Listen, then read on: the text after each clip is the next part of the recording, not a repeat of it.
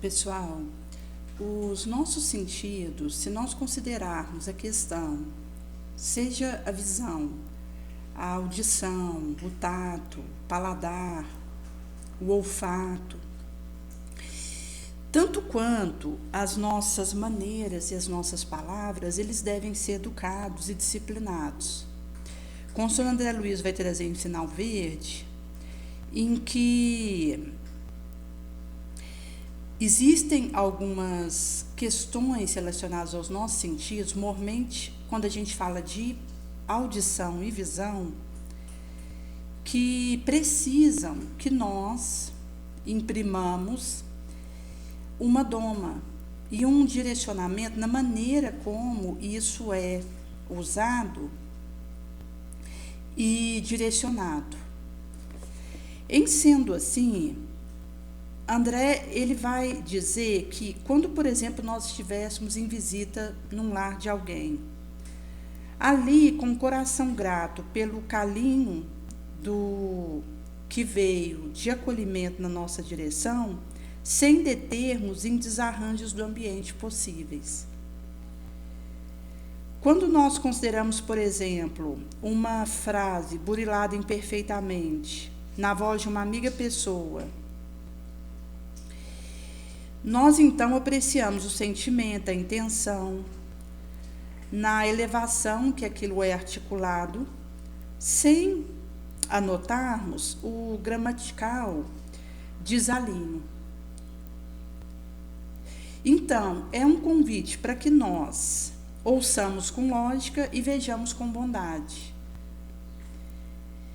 Nesse sentido, referente aos quadros que nos balizam, nos cercam, sejam eles quais quadros forem, nós veremos isso sem a sombra maliciosa atisnar-nos o pensamento, a mente, sabendo que nós estamos sujeitos a receber toda uma artilharia de sons, de mensagens, seja pelo ouvido ou pelo olho, ao registrar inconveniente anedota em torno de pessoa e acontecimento, tenhamos coragem suficiente de acomodar isso no arquivo silencioso. Toda negativa impressão ou maldosa que seja transmitida a alguém em forma de uma confidência seria o mesmo que propinar veneno para o outro através do ouvido. Visto que naquilo que eu articulo em um areal de uma frase, isso pode levar um consolo ou um veneno. Nesse sentido, caberá a mim fazer essa articulação com vista a deixar algo nobre, através daquilo que eu emito pelos meus sentidos, de forma que o outro, através dos seus sentidos, possa receber nobreza, elevação. Nesse sentido, seja nas circunstâncias que nós estivermos situados, não esqueçamos que nós podemos ouvir, podemos ver para auxiliar e compreender. Nesse sentido que nós estamos aqui nesse areal com umas possibilidades que têm a ver com a nossa aparelhagem. Inclusive, quando a gente fala, por exemplo, dos sentidos, o tato e a audição são os últimos sentidos que nós perdemos. Então, um indivíduo, por exemplo, que está ali num coma, ele ainda talvez possa sentir pelo tato e ouvir. Quando ele perde o tato, ele ainda ouve. O último sentido que nós vamos perder é a audição, trazendo para nós as possibilidades benditas que nós temos de consolar através dos nossos sentidos. Porque da mesma forma que eu estou emitindo pelos meus sentidos algo nobre, o outro vai receber pelos seus sentidos aquela elevação ou aquela sombra, dependendo daquilo que eu escolho levar pela minha aparelhagem e circuitaria. E nesse sentido, gente, quando nós consideramos, por exemplo, a questão da voz, temos nela um dos instrumentos mais importantes, o nosso trajetório. Porque a nossa voz ela estará carregada do magnetismo dos nossos sentimentos próprios. Então, ou eu tenho uma cautela com a tonalidade, ou eu acabo me perdendo numa tonalidade alta que vai assustar quem ouve, ou numa tonalidade baixa que possa criar dificuldade para aquele que está me acompanhando.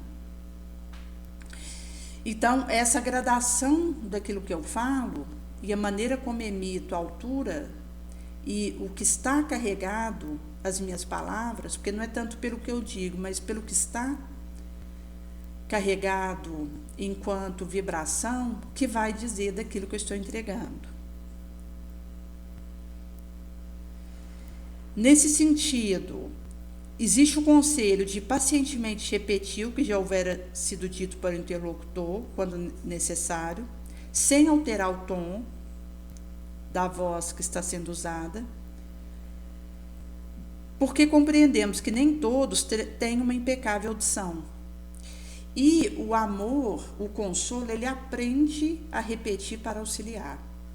Por isso que nós, chegado nesse ponto, repetiremos quantas vezes forem necessárias, com vista ao amparo que está sendo entregue.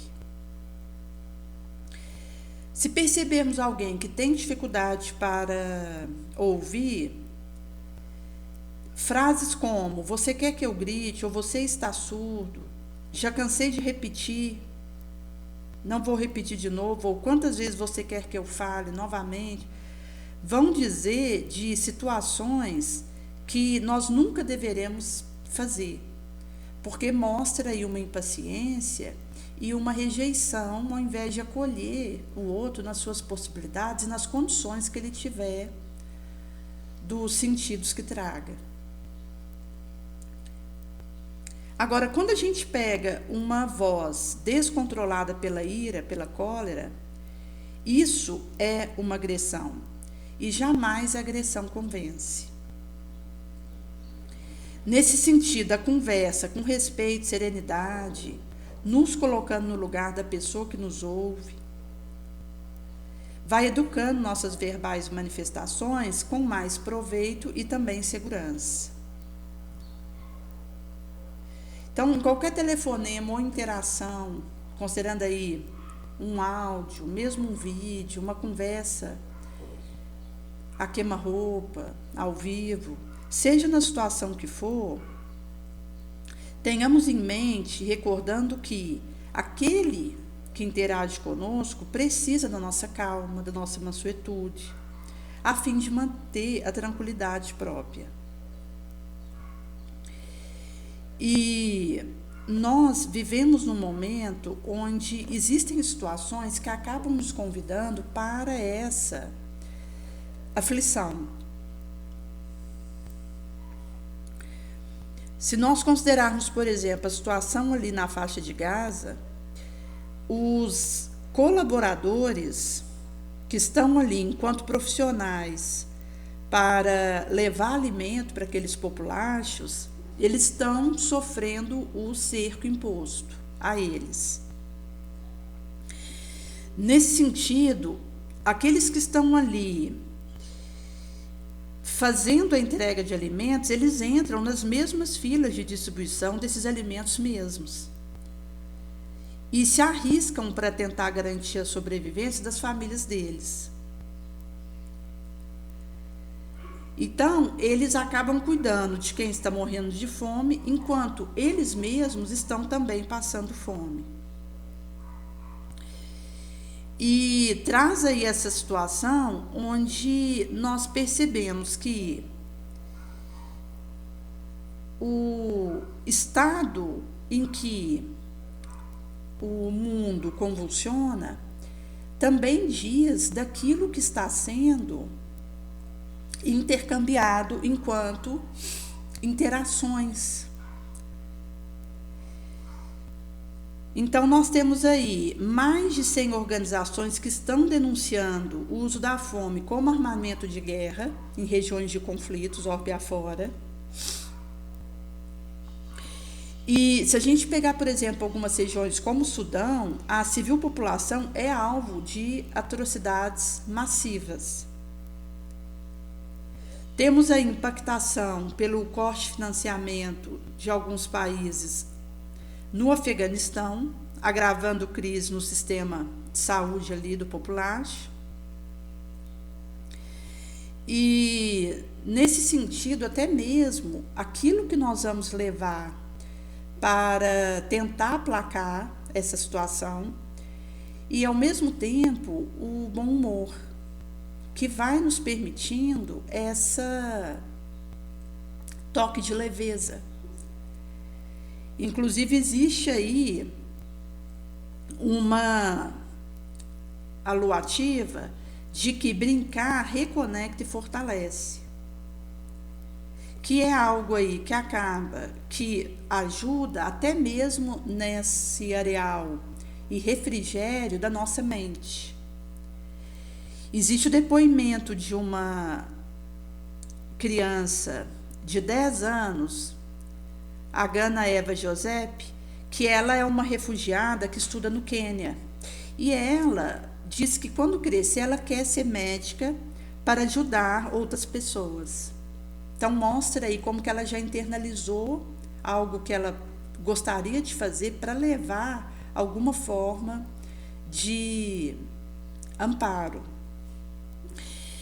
Ela está refugiada num acampamento de Dadaab e ela e sua família, em 2023, se viram forçadas a fugir do Sudão do Sul. No país havia ali a falta de acesso a básicos cuidados, saúde, mantendo milhares de pessoas em risco grave, e tem havido o agravamento constante da situação devido à escalada de conflitos. Ela está no 4º ano da primária escola e já tem aí a vida marcada por difíceis experiências, mas continua sonhando aí com esse desejo de alguma forma levar algo que possa lenir a dor que assola.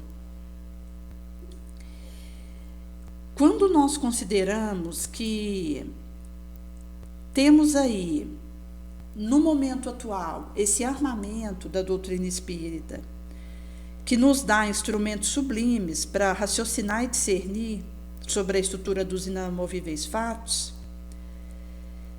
vamos ter aí que nós somente edificaremos o Santuário da Universal Paz sob os pilotes da renúncia e do sacrifício espontâneo, vencendo injustificáveis vaidades e desmedidas ambições. Visto que nós estamos aí num regime de aferição onde, a partir do momento que eu consigo tirar a minha impiedade de cena, o meu egoísmo e o meu egolatrismo, em que eu fico monoideizada em mim mesma, vai acontecer que eu vou conseguindo, ao sair desse estado de coisa, e fermentando dentro de mim, e a partir da abnegação espontânea, que é esse sentimento que eu ofereço gratuitamente, enquanto a renúncia e a quebra na raiz de qualquer laiva em mim de personismo, de melindre, de capricho, de ensimesmamento, de vaidade. Porque acaba que a questão do nosso egoísmo, ele se torna uma monoideia.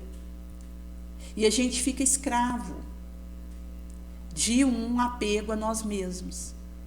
Então a gente passa a querer atender aquilo que o nosso umbigo pede e não enxergamos a necessidade do nosso lado e acabamos escravizados por esse redemoinho de atender a nós mesmos,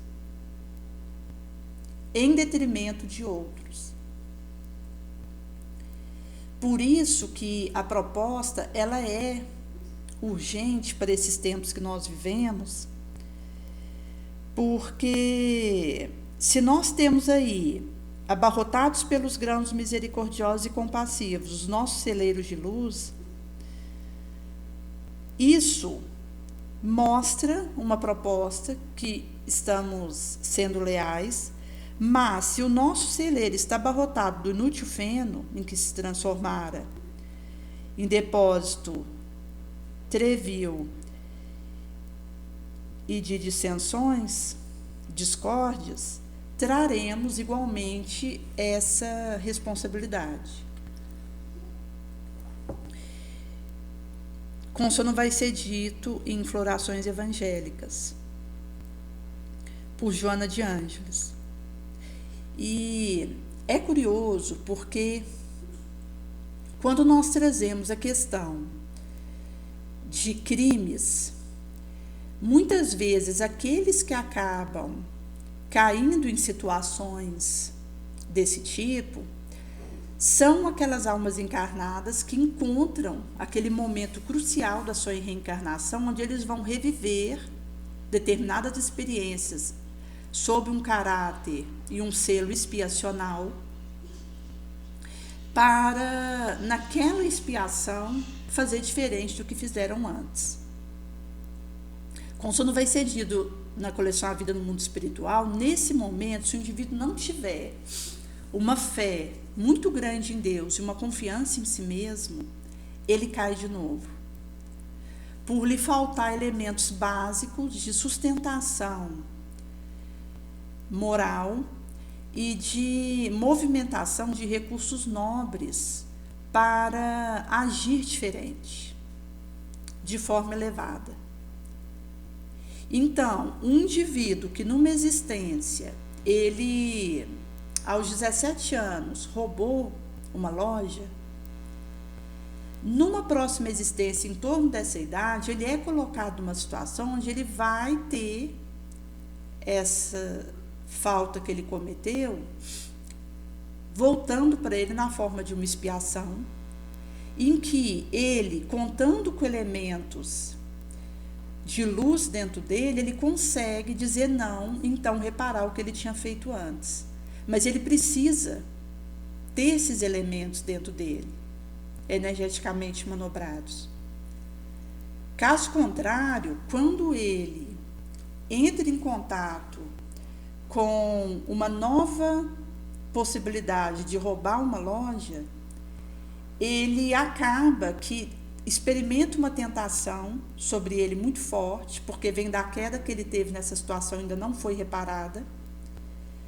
E, nesse sentido, se o indivíduo não tem uma condição mínima moral, ele comete o erro novamente. E nesses quadros estão muitos daqueles que estão presos ou que vieram a cometer delitos graves. Porque às vezes o indivíduo, naquela idade que ele cometeu esse delito numa existência anterior, quando ele chega nessa idade, em torno disso aqui, ele é colocado naquele quadro de novo, mas sob um caráter expiacional, compulsivo, enquanto aí algo imposto para ele. E ele vai precisar ter uma resposta diferente para fazer a reparação acontecer. E aí o indivíduo, por não conseguir dar essa resposta diferente, melhor, ele comete aquele delito de novo e ou fica ali encoberto na sociedade que ele está, ou acaba que ele pode ir para, por exemplo, uma prisão onde ele já começa a expiar. Isso até é positivo, porque se o indivíduo comete um delito e ele consegue acobertar aquilo, ele não é descoberto, ele, na verdade, está adiando a expiação daquela situação que ele vai precisar encontrar. Então, por exemplo, se a gente tem alguém que fez o roubo dessa loja e a polícia descobre, prende, A prisão já é o começo de uma expiação para o indivíduo. Isso é bom, porque quanto antes ele expiar, mais chances ele vai tendo de reparar aquilo.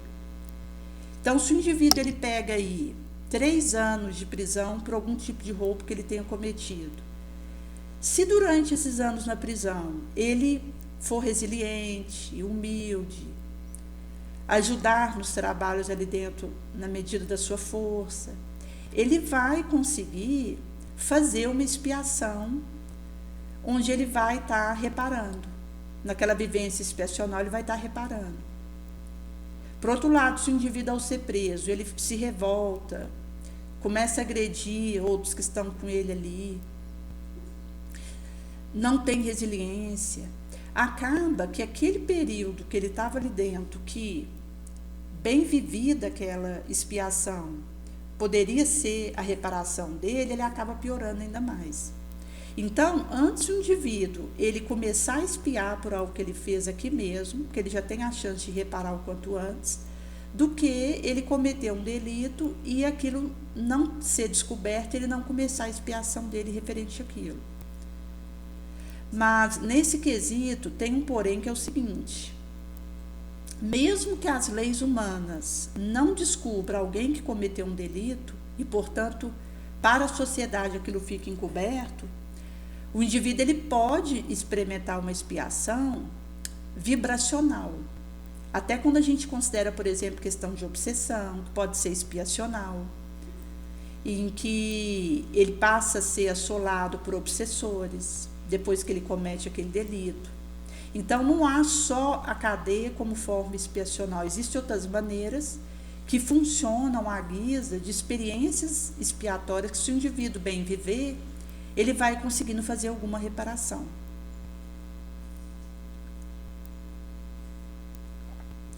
Como um rapaz que ele já era casado, tinha filhos, e ele morava numa rua que era-se uma inclinação.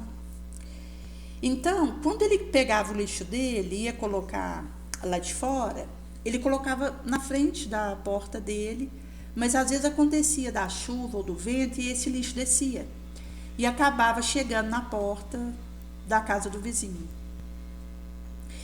E com isso, esse vizinho começou a reclamar com ele dessa situação, e ele mesmo colocando ali na sua porta, ele percebia que aquele lixo descia, então criou ali uma indisposição entre ele e esse vizinho, e acabou que ele, há um tempo atrás, houvera ganhado de um conhecido ali do seu serviço uma arma.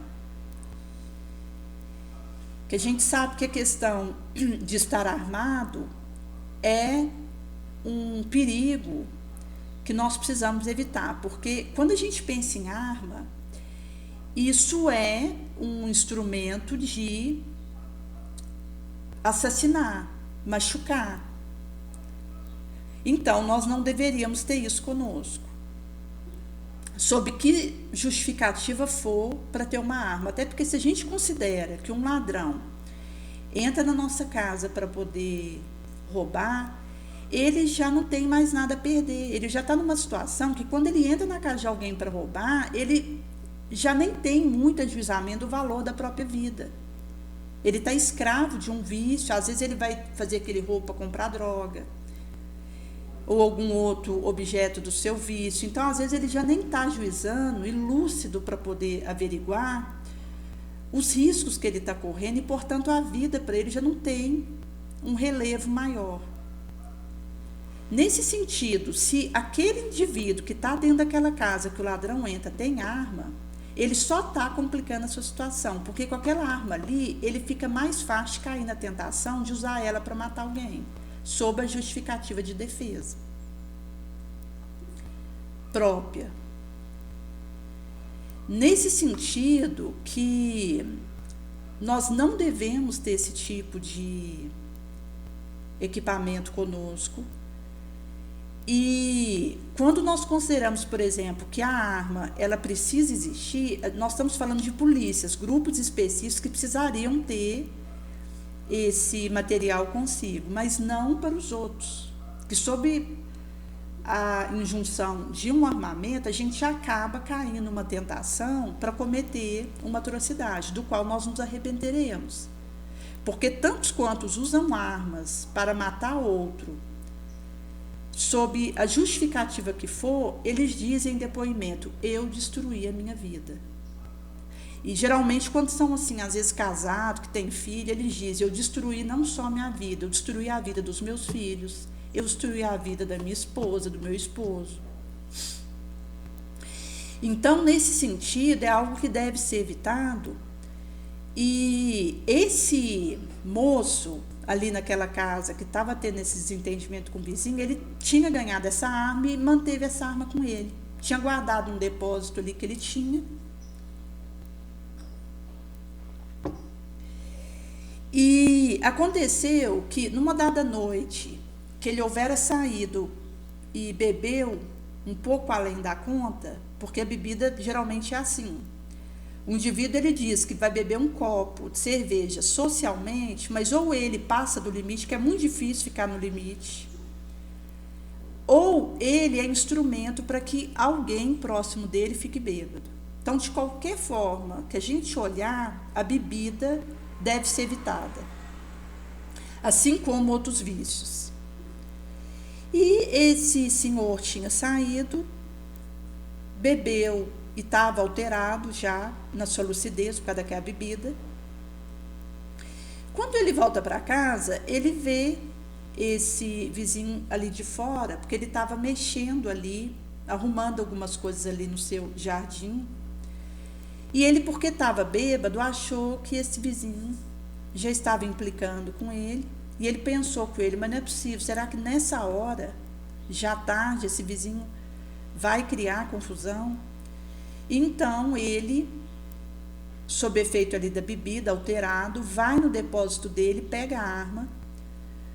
O vizinho até viu que ele tinha ido ali para um depósito, achou que ele estava fazendo uma faxina no depósito dele. E quando esse senhor pega essa arma, vai em direção ao vizinho, o vizinho então deixa de arrumar ali o jardim que ele estava mexendo, vai em direção desse que estava armado, e ele então dá 2 tiros e esse vizinho vem a falecer na hora. E quando ele foi dar o depoimento, porque aconteceu que chegou ali a polícia, ele foi levado, ficou preso alguns anos. Quando ele foi dar o depoimento, ele disse: eu destruí a minha vida, eu destruí a vida da minha família. Porque, inclusive, a mulher dele, que trabalhava no Banco do Brasil, ela não aguentou a pressão das fofocas, das calúnias que ela começou a receber depois que o marido assassinou esse vizinho. Ela, não aguentando a pressão, acabou saindo do emprego. O filho também ficou prejudicado nas atividades que ele fazia. E, nesse sentido, acabou que ele percebeu que ele tinha mais que a vida dele, porque talvez para ele, até que a própria vida, se fosse só a dele que ele tivesse destruído, não teria tanto peso de remorso que ele estava sentindo. Até porque a gente é chamado a um arrependimento e não remorso e culpa, mas ali foi tomado dele essa dor lancinante por ter percebido que tinha enlameado a esposa e os filhos, por um momento de inlucidez, de insânia, por trás do qual estava aí a bebida, as brigas fomentadas e nutridas pelo nosso egoísmo, pela nossa arrogância. Teve um outro caso de um médico, ele já era aposentado, ele tinha 3 filhas, elas faziam medicina também, casado, e ele estava num carro, andando ali pela via da cidade que ele morava, quando uma moto fecha ele no trânsito. Tinha um rapaz fazendo a direção dessa moto, e quando esse rapaz fecha ele com essa moto, ele fica tão irado que ele começa a discutir verbalmente com o rapaz na moto. Ele estava com o vidro subido, desceu o vidro do carro e começou a discutir verbalmente com o rapaz. Como aquilo acalorou, porque ele deu, né, a ensanche inicial, porque se ele tivesse ficado com raiva, mas pelo seu esforço ele vencesse a sua raiva, ele, num átimo de segundo, ia acalmar, se dominar novamente, ia passar aquilo despercebido e ir embora. Mas, como ele não venceu a própria ira, ele começou a vociferar com esse rapaz, piorou a situação, acabou que ele estacionou o carro, o rapaz da moto estacionou a moto e eles continuaram a briga agora, um na frente do outro. E como aquilo não resolvesse, fosse piorando, ele foi até o porta-luva do carro dele, pegou uma arma que ele tinha, foi até esse rapaz e deu 3 tiros no coração dele. O rapaz morreu na hora. Ou seja, esse médico, primeiro que ele já estava com uma arma com ele, que é aquela questão que nós trazíamos. Carregar uma arma comigo já é um instrumento que eu estou dando sim para que eu use isso para prejudicar a mim ou ao outro. Segundo, que no momento da sua ira, ele não se venceu. Ele deu aso ao ódio que tomou ele, começou a vociferar. E daí, para ele fazer uma atrocidade, é um pulo. E foi o que aconteceu. Esse rapaz, então, veio a falecer na hora. E quando ele foi dar o seu depoimento para o juiz, ele disse essa mesma coisa que o outro senhor que assassinou o vizinho falou: eu destruí a minha vida, mas o que mais me entristece é que eu destruí a vida de mais 4 pessoas muito preciosas para mim, as minhas 3 filhas e a minha esposa. Por isso que essa questão daquilo que nós vamos nutrindo também vai dizer daquilo que eu cuido na minha rotina, enquanto às vezes uma situação insignificante, porque as brechas da sombra, elas procuram as insignificâncias para infiltrar, as frestas, os descuidos, que às vezes é tão fugidio que passa imperceptível para nós, mas aquilo é usado pelos obsessores para nos submeter. Até porque, quando alguém tem uma ideia de cometer um latrocínio, tem uma turminha que vem ajudar ele a fazer aquilo. Ele pode até ter aquela ideia sozinho, mas a turminha, na mesma hora, chega para exponenciar isso e ajudar ele a realizar, com requintes de crueldade. E aqui a gente fala tanto na vigília quanto desdobramento do sono, onde os obsessores nos levam e nos hipnotizam para requintar aquilo, para que aquilo seja feito com perversidade. Tem outro relato de um rapaz que ele tinha um pai adotivo. Esse pai houvera adotado ele, e esse pai tinha um comércio. E o filho adotivo trabalhava junto com o pai já há muitos anos. E aconteceu que, a partir de uma data idade que ele chegou, ele começou a querer reivindicar uma parte que ele julgava que competia a ele, porque ele achou que ele estava sendo escravo ali daquele pai adotivo trabalhando como empregado e que ele deveria ter parte maior naqueles lucros ali. E aqui entra a ambição desmedida, que ele, não vencendo, tomou asa e voou, enquanto uma atitude que ele foi cobrar do pai um dinheiro pela participação que ele tinha tido naquele comércio ali enquanto empregado naqueles anos. E o pai explicou para ele que ele receberia aquele comércio depois que o pai falecesse, que seria dele, que eles estavam trabalhando ali juntos e que o que era de um era de outro, que depois que esse pai falecesse ele receberia. Naturalmente aquele espaço ali daria continuidade, mas ele não aceitou. Ele queria uma parte para ele maior, que ele julgava que ele tinha direito pelos anos que ele tinha trabalhado em regime de dedicação exclusiva para esse pai. E aconteceu que os ânimos exaltaram, virou uma discussão. Então, esse jovem planejou o assassinato desse pai, para poder pegar a quantia que ele achava que o pertencia naquele comércio que o pai tinha. Então, ele acabou que aproveitou ali numa madrugada, fez alguns ajustes para que a polícia entendesse que houvera sido um tipo de latrocínio em que ele não houvera tido participação, assassina o pai, retira o dinheiro ali do comércio que ele achava que o competia, que ele devia levar para ele, porque ele tinha direito a isso, pega essa parte lá e vai embora. E arruma a cena do crime ali para dar a entender que tinha sido um latrocínio de outra pessoa que entrou ali e realizou aquilo, e não ele. Então, acabou que quando a polícia chegou, entendeu que tinha sido esse latrocínio de um estranho que tinha entrado ali para roubar e acabou matando o proprietário. E esse jovem ficou encoberto pela justiça terrena, mas o espírito desse pai desencarnado passou a persegui-lo ferozmente, passou a obsedá-lo e ele não mais teve sossego.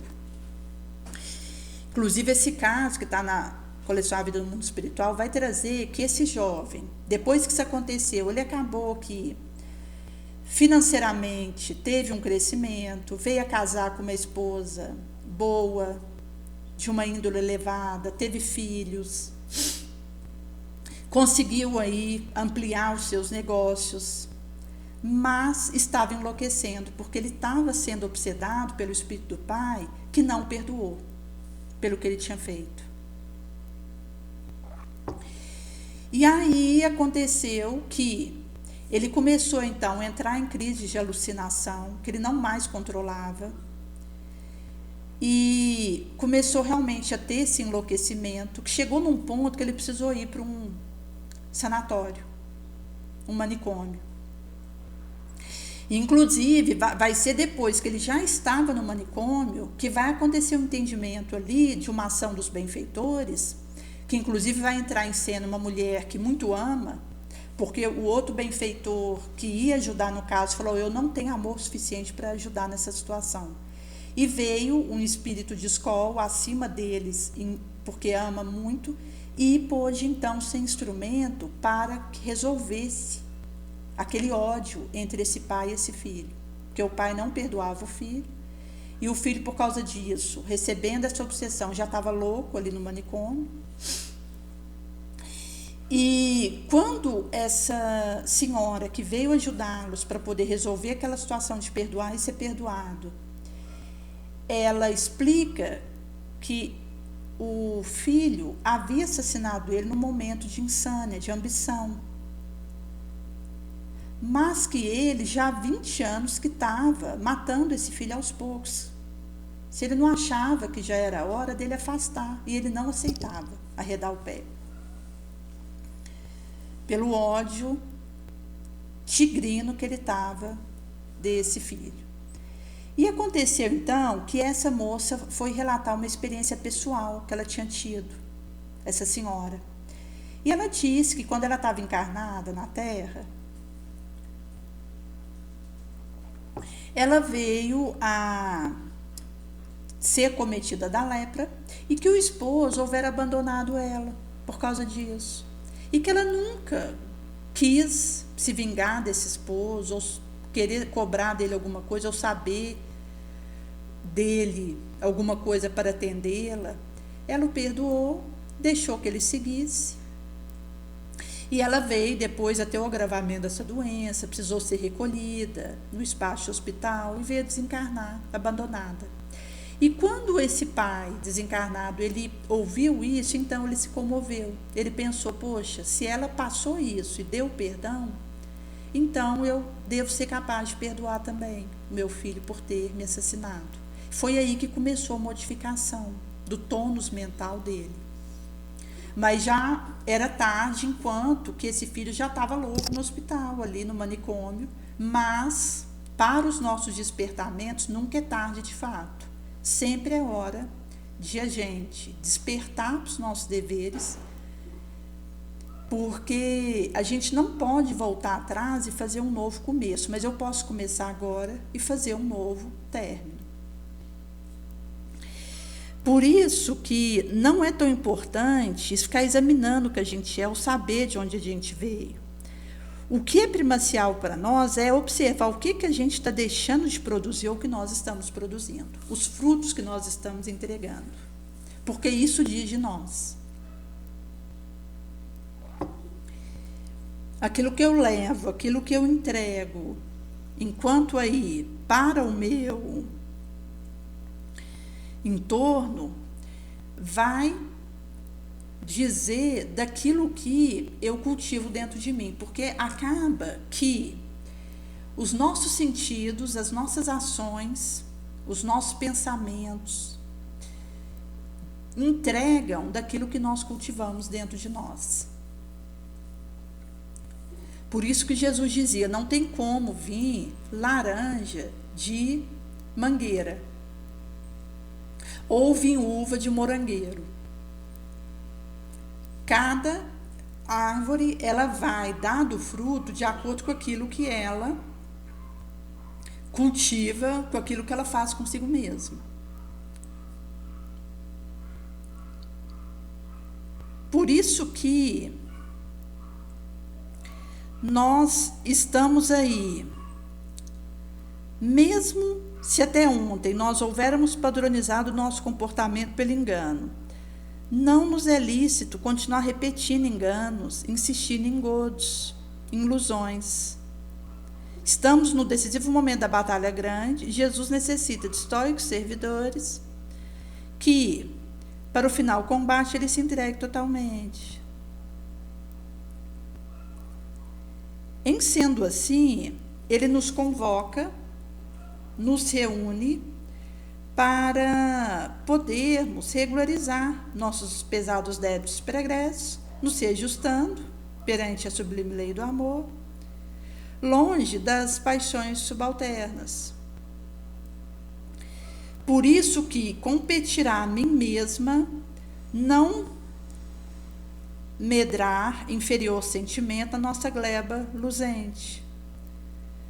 Não permitirmos que a invigilância de outro, descuido de um, nos surpreendam no posto do nosso combate e labor, assinaladas pelas ações nobres depois de transcorridos lutas tantas, em que temos perseverado no dever, e depois de termos tido aí a obrigação de adiar esperanças tantas e ilusões tantas que houvéramos asfixiado na realidade da vida. Nesse sentido que nós precisamos ser aquele que levanta esse areal, enquanto não disseminar o grão decidioso, nem deixar que a nefária semente da subalterna emotividade desenvolva no nosso lar. Virulentos germes de mesquinhantes manifestações, capazes de nos enfermar o ciclópico organismo da alma, tombando-nos adiante, deixando-nos inermes, via retaguarda. Por isso que estamos aqui como importantes peças nesse momento azado, sob uma rigorosa vigilância da idiosincrasia e fatuidade, sofrendo a pressão das baixas forças da animalidade, que conspiram contra o nosso labor. Por isso que nós vamos, sob esse armamento divino, do perdão, da compaixão, da caridade, da paciência, da renúncia espontânea, nós iremos aquecer com esse areal reto, limpo, nobre, e não nos embrenharemos nas negociatas do erro e da usurpação, do conúbio, com a insensatez da frivolidade. Nesse sentido, antes nos alijarmos do dever espontaneamente, aqui nos constituamos pedra tropeçal na obra de Jesus. Por isso que examinemos as nossas disposições para que adquiramos uma espiritual maioridade em nossas imortais decisões, diante das assumidas tarefas com o Senhor na pauta do nosso espiritual progresso, com a visão colocada no porvir dilatado. Por isso que nós somos convocados, nesse momento grave, a vencer o adversário oculto que reside via plataforma do meu doente eu, aguerridamente combatendo com as superiores armas perseverança do amor e não recalcitrando, não nos permitando ociosidade nem a negligência, nem o utópico sonho do prazer chão, que obscurece os nossos painéis mentais e entorpece as nossas aspirações para mais altos voos. Então, a gente tem aí tanto o corrompimento dos costumes pelas más palavras, como os frívolos pensamentos intoxicando o espírito, o qual precisaremos combater. Jesus, um dia, ele excelsamente desceu e atirou os alicerces da sua construção, nossa alma adentro, edificando no nosso mental um reino em que nos tornou angulares pedras desse edifício esperançoso para a epopeia feliz. Levantemo-nos enquanto obreiros, engajados quais nos encontramos desde ontem para o término breve, quando o Senhor, então, nos alçará pelas asas da prece, da oração, a vitoriosa plenitude do vencedor espírito da morte da matéria, porque o trabalhador é digno do seu salário. Se nós considerarmos aí a cada um o seu trabalho, a sua missão, como isso não vai ser trago aí tanto no Livro dos Espíritos e o Evangelho segundo o Espiritismo. Se a gente pegar, por exemplo, os animarcos imperceptíveis, eles elevam continentes. Se nós pegarmos a formiga, ela constrói um edifício da sua república e do seu lar. A nova cruzada começou. Apóstolos da universal paz, que não de uma guerra, São Bernardos modernos. Olhemos e marchemos adiante. A lei dos mundos é o progresso incessante. Fenelon. Por isso que essa convocação, ela é ingente. E vai nos dizer dessa necessidade que nós trazemos de fazermos essa construção, porta dentro da alma. Porque os sacrifícios espontâneos, eles têm um poder inabordável para nós. E essa caridade que vai derramando dessa espremeção, ela nos amansa, nos estimula a gerenciar elementos energeticamente manobrados. E isso vai dizer de um futuro ridente e feliz. Porque então nós vamos sendo arrancados das malhas do materialismo, do egoísmo, e vamos nos lançando nos vórtices do espiritualismo, da caridade. Então, Jesus pode fazer essa colmeia de luz no relicário da nossa alma, porque ao penetrar, ele a refaz. E pela oração, ele nos sustenta. Então é possível aspirar o aroma feliz, fruir o néctar pacífico. Por isso que essa questão da experiência nobre, ela diz para nós que o Senhor virá numa hora que não pensamos que Ele virá, porque pede de nós vigilância constante. E quando nós, à força do próprio exemplo, seguimos intemerados, nós levantamos e retificamos ante o sol do futuro. Por isso somos chamados a cumprir com nobreza e severidade as nossas obrigações, mantendo serena a nossa consciência, nosso mal. E nesse sentido que nós precisaremos pesar as consequências dos nossos atos mínimos e aqui dos nossos movimentos, dos nossos sentidos mínimos, pesar as consequências disso, para já cortarmos na raiz qualquer nascente sombria.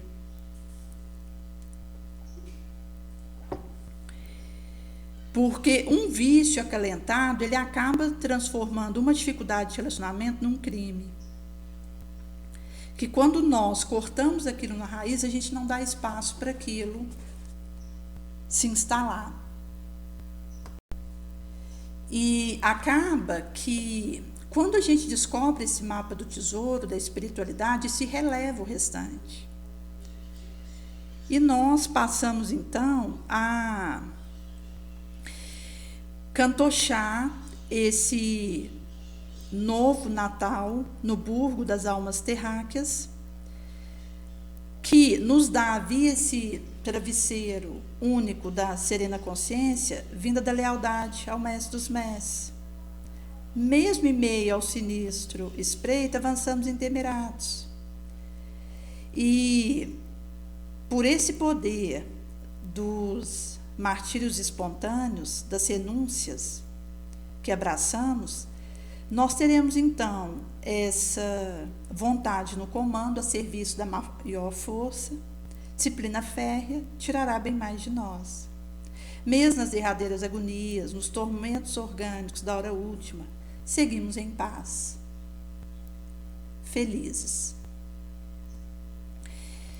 Por isso que Kardec vai dizer no tópico 917, no Livro dos Espíritos, quando a pergunta se faz, qual o meio de destruir o egoísmo, enquanto chagas que temos, vai ser dito que de todas as humanas imperfeições, o egoísmo é o mais difícil da gente arrancar, porque ele nos liga à influência da matéria, que ainda está muito próximo da nossa origem. Então a gente não consegue, não logra a libertação disso facilmente. Porque tanto quando a gente fala de educação, organização social, leis, tudo concorre para manter essa influência nefanda da matéria sobre nós, que nos cega, nos engana, nos ilude. E quando a gente tem o fortalecimento da nossa moral, o egoísmo vai enfraquecendo. E nesse sentido que a importância da personalidade alimenta o egoísmo. E acaba que o egoísmo se funda e se constrói sobre isso, que é o personalismo.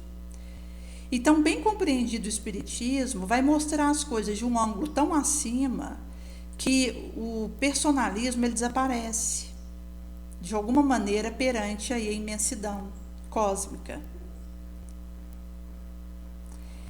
E, nesse sentido, quando a gente destrói, ou pelo menos faz ver como é a situação da nossa pequenez, da nossa vulnerabilidade, da nossa fraqueza, necessariamente isso contribui para combater o nosso egoísmo. Por isso que toda forma de revolta acaba trazendo algum alimento, oxigênio que eu estou dando para o meu egoísmo. Inclusive porque aquele que logra ir se libertando desse estado de coisa, ele é tomado de gratidão. Então, ao invés de se revoltar, ele é grato. E aquele que acaba sendo tomado pela revolta, que está nessa insuflação do ego, ele acaba perdendo a memória, a lembrança e não consegue mais identificar nem a si mesmo. E nesse sentido, nós temos aí não esperarmos pelo outro na marcha de sublimação e sacrifício, porque um dos motivos que a pessoa se coloca na defensiva egoicamente é pelo choque que ela possa experimentar do egoísmo dos outros. Então, quando alguém vê que o outro pensa só em si mesmo, ele acaba que, para se proteger de alguma forma, tem essa atitude igual. Nesse sentido que, quando nós não esperamos pelo outro para elevar, sublimar, a gente consegue ir em busca daquilo que o nosso espírito precisa e fazer isso acontecer dentro de nós, mesmo que ninguém faça.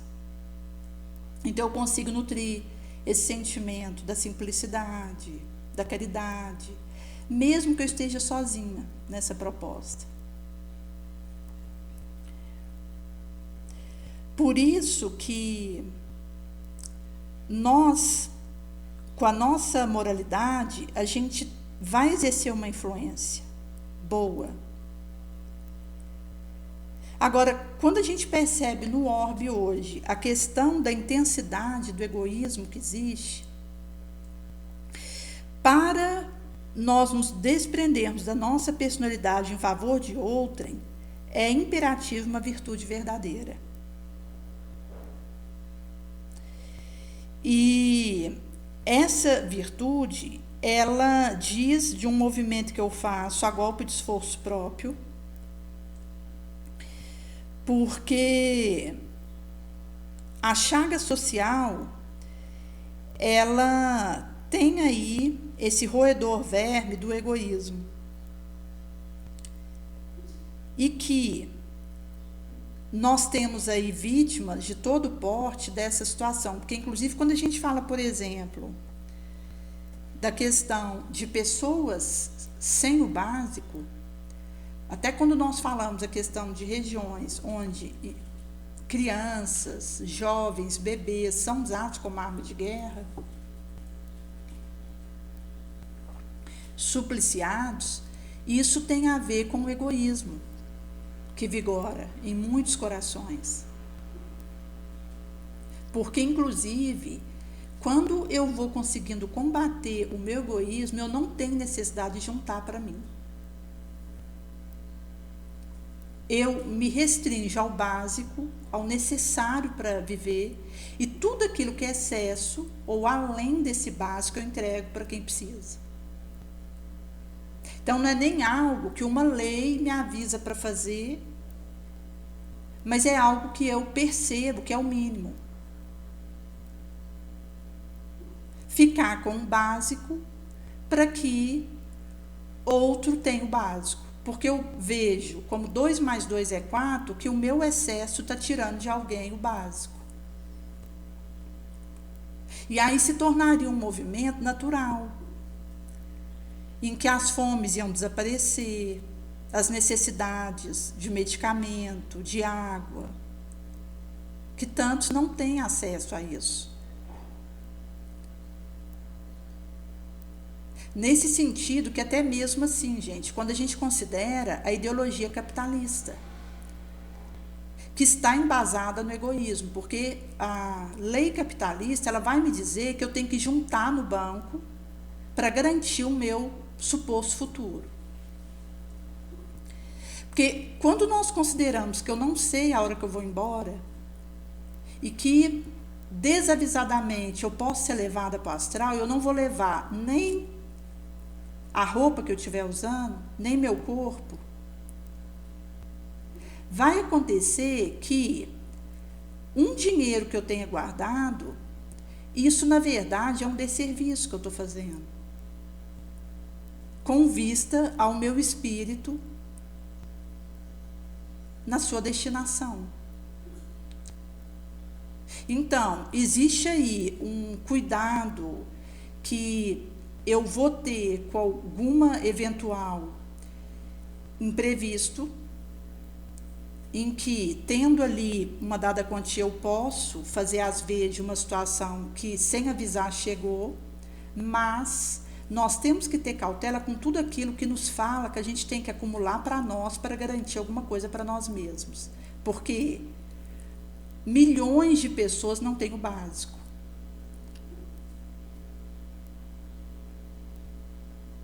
Em sendo assim, se eu, com aquilo que eu movimento, eu fico com o básico, eu vou ter condição de ter uma serenidade de consciência mínima, porque o excesso eu entreguei. Caso contrário, eu estou dando algum tipo de brecha, infelizmente, para a sombra.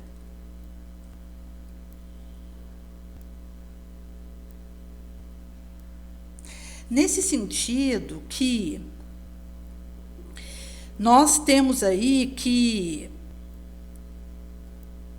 nas nossas organizações, a gente tem essas influências escondidas ou patentes que mantêm, excitam e desenvolvem o egoísmo, como esses casos que comentaram, que são essas ideias que estão aí circulando entre nós e que, na verdade, outra coisa não fazem que insuflar nosso personalismo, nosso individualismo. Por isso que, pela educação, pela instrução moral, a gente vai conseguindo aí a chave desse moral progresso. E nesse sentido que temos que acompanhar naquilo onde nós nos movimentamos com o nosso testemunho nobre, para que sejamos instrumentos de uma moralização no ambiente que estivermos. Então, nós, com a nossa moral, podemos, mesmo encontrando alguém com uma refratária natureza, que se recusa a aceitar, e diante do nosso testemunho nobre, deixe essas ideias de espiritualismo adentrarem dentro de si.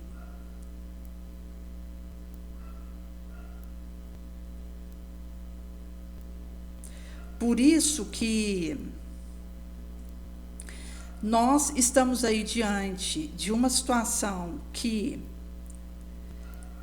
o combate a flagelos, a peste, a nocivos animais, ele vai acontecendo à medida que ele vai percebendo os efeitos disso. Então, quando a gente fala das nossas sombras, das nossas chagas morais, quanto o orgulho, o egoísmo, isso vai dizer que isso é incompatível com a nossa felicidade própria e até mesmo com a nossa segurança própria. Então, a gente vai despertando para a necessidade de combater esse estado de coisa. O egoísmo per si é a fonte de todas as dependências, assim como a caridade faz promanar de si todas as virtudes. Então, o nosso objetivo seria destruir o egoísmo, desenvolver o amor genuíno, enquanto todos os nossos esforços moralizadores, para que possamos assegurar a felicidade aqui, no porvir, no astral. Nesse sentido que, para isso, precisam vigiar as nossas movimentações, que passa aí por essa reforma moral e que vai trazer para nós dessa aproximação do Mestre a emboscar-se nas nossas confiantes almas, para que possamos, então, fulgurar essas lições, onde isso poderá cantar orbe afora.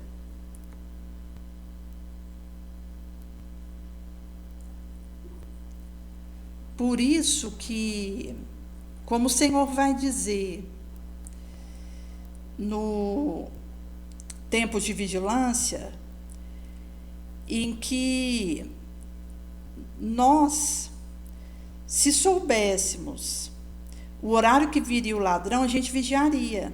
E aí a nossa casa não permitiria ser arrombada.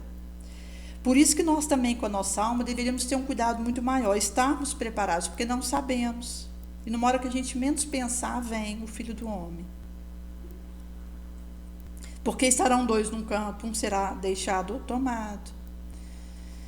E quando o cataclismo acontece, nós veremos dois moendo grão, um deixado ou tomado.